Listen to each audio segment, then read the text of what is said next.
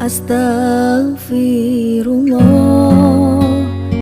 Alhamdulillah wassalatu wassalamu ala rasulillah wa ala alihi wa sahbihi wa mawalah wa la hawla wa la quwata illa billahi wa ba'd. Lanjutkan kajian kita, masih membahas surah Al-Qadar, dan kita masuk pada ayat keempat dari surah Al-Qadar. A'udzubillahi minasyaitonir rajim. Bismillahirrahmanirrahim. Tanazzalul malaikatu warruhu fiha biidzni rabbihim min kulli amrin salamun hiya hatta matla'il fajr.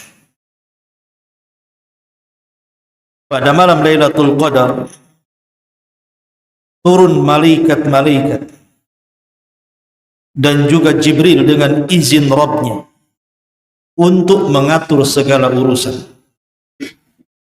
di mana malam itu penuh dengan keselamatan sampai terbit fajar. Ma'asyiral muslimin, jamaah salat tarawih yang dimuliakan Allah Subhanahu wa taala. Kemarin kita sudah menjelaskan apa itu Lailatul Qadar dan apa keutamaannya. Maka dalam surah Al-Qadar ini ada kekhususan di malam Lailatul Qadar yang Allah Subhanahu wa taala firmankan di sini, di mana pada malam itu di antara kekhususannya adalah turunnya banyak para malaikat.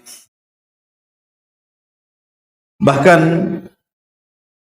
dijelaskan dalam sebuah hadis, dan ini dinukilkan oleh Imam Ibnu Katsir rahimahullahu taala di dalam Tafsirul Azim Ibnu Katsir, sebuah hadis yang dikeluarkan Imam Ibnu Huzaimah, dan beliau sahihkan hadis ini. Nabi SAW sampai mengatakan, innal malaikata tilkal lailata aktsaru fil ardi min adadil hasan. Sesungguhnya para malaikat yang turun dari langit ke bumi di malam Lailatul Qadar itu, jumlah mereka lebih banyak dibandingkan jumlah kerikil yang ada di bumi. Anda bisa bayangkan, siapa yang bisa menghitung kerikil yang ada di bumi? Tidak ada yang sanggup bisa menghitung kerikil yang ada di bumi. Jangan kerikil yang ada di bumi, antum pesan satu dump truck saja, tuh ngecor gitu. Coba antum hitung satu dump, berapa itu jumlah kerikil? Lah malaikat yang turun ke bumi ini lebih banyak dibandingkan jumlah kerikil yang ada di bumi. Menunjukkan malaikat akan memenuhi bukan hanya daratan sampai ke lautan, bukan hanya tanah lapang sampai ke hutan-hutan. Saking banyaknya malaikat. Makanya di antara makna Lailatul Qadar adalah Lailatul Dzikr, malam yang sempit karena banyaknya para malaikat yang ada di bumi ini. Dan ini khususiyah namanya malam Lailatul Qadar, dan tidak ada di malam yang lain. Ya, malaikat turun pada sepertiga malam akhir setiap hari, tapi tidak sebanyak ini. Menunjukkan bahwa Lailatul Qadar itu malam yang luar biasa karena para malaikat turun. Bahkan lebih hebat daripada itu adalah Jibril alaihi salam.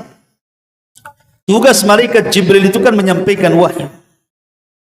Tapi apakah kemudian setelah tidak ada nabi dan rasul, kemudian Jibril tidak bertugas lagi alias nganggur?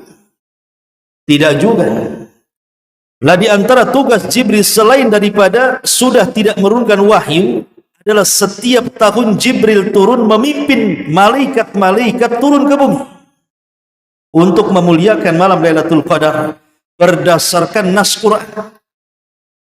Tanazzalul malaikatu warruh. Ruh di sini artinya Jibril. Kalau sudah Jibril turun, berarti menandakan kemuliaan malam itu. Dan ini menunjukkan khususnya malam Lailatul Qadar. atau secara singkat disebutkan para ulama ada khususan. Ada 10 khususan malam Lailatul Qadar yang sebagainya sudah kita jelaskan. Tapi kita urut kembali untuk murojaah. Yang pertama, ijtihadun Nabi sallallahu alaihi wasallam fiha fawqa ma kana yajtahidu fi ghairiha minal ibadah. Yang pertama, kesungguhan Nabi sallallahu alaihi wasallam dalam menghidupkan malam Lailatul Qadar yang tidak pernah beliau sungguh-sungguh sesungguh-sungguh di malam Lailatul Qadar. Artinya Nabi sallallahu alaihi wasallam betul-betul menghabiskan seluruh waktu-waktu dan tenaganya untuk beribadah di malam Lailatul Qadar, melebihi di malam-malam yang lain. Dan ini khususnya Nabi sallallahu alaihi wasallam berdasarkan hadis Aisyah Ummul Mukminin radhiyallahu anha. Kemudian yang kedua, Allah Subhanahu wa taala menjadikan anja'alallah fiha Lailatul Qadri allati hiya afdalu lailatin fi sa'iril binassil Qur'ani wa sunnah. Yang kedua, Allah Subhanahu wa taala jadikan malam Lailatul Qadar adalah malam yang paling afdal dari seluruh malam dalam setahun berdasarkan nas Quran dan sunnah. Dan Allah tidak pernah menyebutkan malam kecuali Lailatul Qadar. Ini menunjukkan khususnya Lailatul Qadar. Kemudian yang ketiga,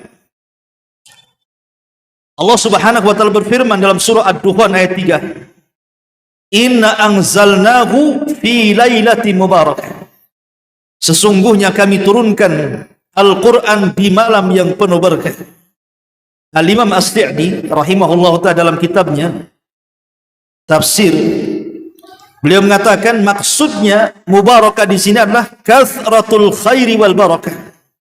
Di mana malam Lailatul Qadar itu dipenuhi dengan kebaikan dan dipenuhi dengan keberkahan. Maka siapapun yang mencari kebaikan di malam itu Allah berikan kebaikan, maka siapapun yang mencari keberkahan Allah berikan keberkahan sebanyak-banyaknya di malam itu. Ini kekhususan yang ketiga. Kekhususan yang keempat, ayat yang kita tadi baca, tanazzalul malaikatu warruhu fiha biidzni rabbihim min kulli amr. Di malam itu penuh dan sesak dengan para malaikat. Dan apabila malaikat turun, maka syaitan akan pergi. Karena syaitan hanya takut dengan para malaikat. Ini yang keempat. Yang kelima, salamun hiya hatta matla'il fajr. Kalimat kesejahteraan bagi orang-orang yang mendapatkan malam itu sampai waktu fajar. Al-Imam Asy-Syaukani rahimahullahu ta'ala mengatakan, maksudnya ma hiya illa salamatun wa khairun kulluha la syarra fiha. Maksudnya di malam itu orang yang mendapatkan malam Lailatul Qadar akan mendapatkan keselamatan secara mutlak dan kebaikan yang banyak yang tidak ada keburukan di dalamnya. Karena malam itu tidak ada syaitan yang bergerak sama sekali. Syaitan tidak ada yang bergerak sama sekali di malam itu. Karena malam itu dipenuhi dengan keselamatan. Kemudian yang keenam, dalam surah Ad-Dukhan ayat 4 Allah mengatakan fiha yufraqu kullu amrin hakim. Di malam Lailatul Qadar itu Allah Subhanahu wa taala akan mendaur ulang kembali takdir-takdir manusia. Para ulama mengatakan maksudnya rizki, ajal, kebahagiaan dan seluruh kebaikan manusia didaur ulang kembali setahun yang akan datang. Dan ini satu keistimewaan bagi kita kaum muslimin untuk memperbaiki hidup setahun yang akan datang. Jadi kalau hidup kita ingin berubah, maka burulah Lailatul Qadar.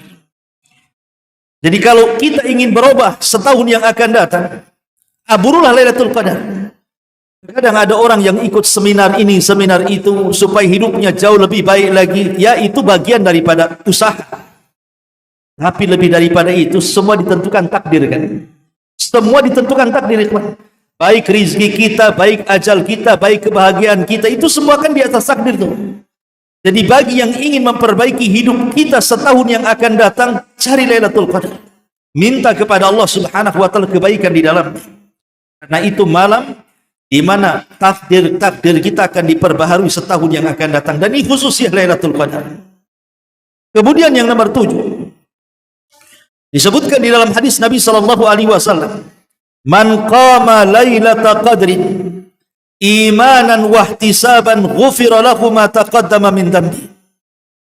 Barang siapa yang menghidupkan malam Lailatul Qadar dengan qiyamul lail, penuh iman dengan kewajibannya dan mengharap pahalanya, maka dosa-dosanya akan diampuni. Subhanallah. Ketika kita mendapatkan satu malam dan kita bisa hidupkan, maka semua dosa Allah ampuni semuanya. Luar biasa. Ini yang ketujuh. Yang kedelapan, bahwa malam Lailatul Qadar adalah malam istijabatud doa, dan ini yang penting. Malam di mana Allah akan mengabulkan doa-doa kita. Aisyah Ummul Mukminin radhiyallahu anha ketika bertanya amalan di malam Lailatul Qadar, dia mengatakan apa? Ya Rasulullah, in adraktu Lailatul Qadri famadza asna? Rasul, kalau aku mendapatkan malam ini Lailatul Qadar, apa yang harus aku kerjakan? Apakah Rasul mengatakan menyuruh salat, menyuruh membaca Quran, menyuruh banyak zikir? Tidak. Nabi mengatakan, quli Allahumma innaka afuwun karim tuhibbul afwa fa'fu anni. Katakan, ya Aisyah, berdoalah kepada Allah, Allahumma innaka afuwun karim. Ya Allah, engkau adalah zat yang maha pemaaf dan maha mulia, dan engkau suka dengan orang-orang yang memaafkan, maka maafkanlah seluruh dosa-dosa. Dari sini istinbat para ulama dalam hadis ini. Lihat bagaimana Nabi SAW ketika ditanya oleh Aisyah, apabila aku mendapatkan Lailatul Qadar, Rasul malah mengajarkan doa, tidak mengajarkan ibadah yang lainnya. Ini menunjukkan bahwa Lailatul Qadar itu adalah Lailatu Istijabatid Doa, malam di mana doa-doa kita akan mudah dikabulkan oleh Allah Subhanahu wa taala. Ini yang ke-8. Yang ke-9, anna Nabiy sallallahu alaihi wasallam kana yastahidu fi talabiha wa ya'takifu fil masjid. Di antara khususan Lailatul Qadar adalah Nabi bersungguh-sungguh untuk mencari Lailatul Qadar sampai beliau itikaf. Jadi itikafnya Nabi sallallahu alaihi wasallam itu bagian daripada memburu Lailatul Qadar. Makanya sering saya katakan, orang kalau itikaf sedikit banyak dia akan mendapatkan Lailatul Qadar. Karena hawa orang itikaf itu kan hawa ibadah. Antum ngapain di masjid? Mungkin antum pindah rumah tidur di masjid kan itu, pasti ada tujuan i'tikaf di sini atau di masjid-masjid yang lainnya. Karena itu yang dilakukan Nabi, tidak pernah meninggalkan i'tikaf sampai wafat. Ini yang nomor 8.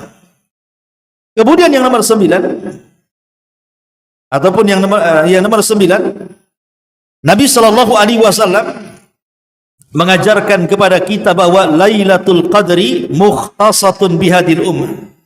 Lailatul Qadar itu hanya khusus bagi kita umat Islam dan tidak diberikan kepada umat Islam. Kemudian nasihat yang terakhir, yang ke-10, bahwa ada tanda-tanda yang disebutkan para ulama tentang apabila kita mendapatkan Lailatul Qadar itu, kira-kira tanda-tandanya apa. Yang pertama disebutkan para ulama bahwa tanda-tanda Lailatul Qadar itu, ya ada yang berdasarkan nas, ada juga yang berdasarkan tajribah, ya penelitian para ulama. Yang pertama di antara tanda-tandanya adalah Lailatun tatla atau tutli'u yawma idin la syi'a laha, annaha atlu yawma idin la syi'a laha. Kata Rasul ketika bicara soal matahari. Jadi kalau malamnya Lailatul Qadar, lihat paginya. Kalau matahari itu tidak memancar sebagaimana biasa. Kalau biasanya kan matahari keluar itu kan silau di mata. Kita tidak sanggup menatapnya. Bisa buta kita kalau terus menatapnya. Tapi kalau malamnya Lailatul Qadar, kemudian paginya matahari terbit, maka kita sanggup menatapnya. Kenapa? Karena matahari ketika itu meredup cahayanya. Apa alasannya? Kenapa bisa meredup cahayanya? Ada sebagian para ulama yang mencari hikmahnya, tentu tidak ada dalilnya. Cuman dicari-cari kenapa matahari di malam Lailatul Qadar kok paginya cahayanya meredup. Kenapa? Kan bertanya kita. Kita tahu bahwa matahari memancar cahaya itu karena pertama memang dia bercahaya. Yang kedua, Karena saat terbit matahari itu ada tanduk syaitan. Dan syaitan itu tercipta dari api, sehingga menambah cahayanya. Lah ketika malam Lailatul Qadar sampai waktu fajar, kemudian malaikat naik ke langit, maka syaitan pun tidak menghalangi matahari lagi. Itulah yang kemudian mengembalikan cahaya matahari kepada aslinya. Makanya kemudian dia tidak memancar sebagaimana biasa, tapi dia meredup. Begitu kata ulama. Wallahu a'lam. Ya. Ini yang pertama. Kemudian yang kedua, malam itu adalah ar-riyahu takunu fiha sakinatan. Malam itu memang angin pun tidak terlalu kencang. Dan sama sekali bukan tidak ada angin, tetap ada angin. Tapi angin itu sepoi-sepoi dan tidak membahayakan. Artinya malam yang luar biasa. Jadi kalau kita keluar itu, umpamanya malam ini malam Lailatul Qadar, keluar itu rasanya enak gitu ya. Tapi jangan pula antum lagi demam. Lagi demam nanti, ini kok kayaknya dingin ya. Bukan, itu badan antum yang demam. Bukan cuaca di luar kan itu. Artinya orang sehat bisa merasakannya. Termasuk juga tuma'ninatul qalbi. Orang yang akan meraih dan mendapatkan Lailatul Qadar itu entah kenapa Allah Subhanahu wa taala berikan ketenangan hati, padahal masalahnya banyak dia. Tetapi Allah berikan ketenangan. Kenapa? Karena ada ziyadatul iman. Ada tambahan iman di malam itu dengan banyaknya kita beribadah kepada Allah Subhanahu wa taala, maka Allah berikan ketenangan. Bahkan kata para ulama, Allah berikan kesemangatan ibadah. Entah kenapa malam ini kok semangat ibadah. Itu kalau orang mendapatkan taufik mendapatkan Lailatul Qadar. Dan kalau orang kemudian di malam ganjil kemudian malas, mintalah taufik kepada Allah Subhanahu wa taala. Berdoa kepada Allah agar membolak-balikan hati kita supaya hati kita tidak malas untuk beribadah dan mampu menghidupkan malam Lailatul Qadar. Termasuk kuwatul idha'ah wan nur. Jadi kalau kita berada di tengah padang pasir atau di tengah hutan atau di tengah lautan yang tidak ada lampu sama sekali, sebab susah nanti membedakannya. Malam Lailatul Qadar itu ada tambahan cahaya bumi itu. Cuman kan kita tidak bisa membedakan karena di mana-mana ada listrik jalan kita masalahnya kan. Di rumah ada listrik, di halaman ada listrik. Kita tidak bisa membedakan ini ada ziyadatun nur, tambahan cahaya atau tidak. Ini hanya diketahui para nelayan yang di lautan, orang-orang di padang pasir, orang-orang di tengah hutan. Nah, mungkinlah mereka bisa merasakan bahwa malam itu ada tambahan cahaya. Dan itu menunjukkan adalah malam Lailatul Qadar. Kemudian juga insyirahus sadri lil muslim. Tenangnya hati, lapangnya dada bagi seorang muslim. Ini diantara khususnya Lailatul Qadar. Tetapi kata para ulama, bukan berarti kalau seandainya cuacanya kurang bagus, berarti malam itu bukan Lailatul Qadar. Tidak. Terkadang malam Lailatul Qadar hujan juga.